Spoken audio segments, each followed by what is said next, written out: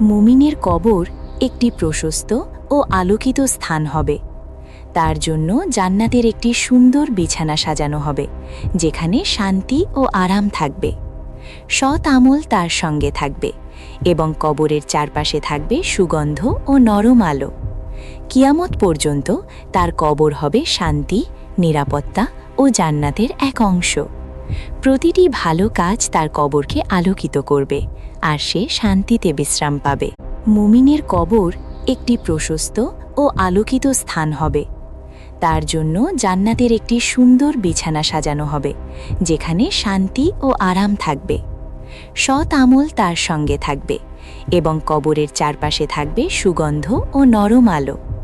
কিয়ামত পর্যন্ত তার কবর হবে শান্তি, নিরাপত্তা ও জান্নাতের এক অংশ।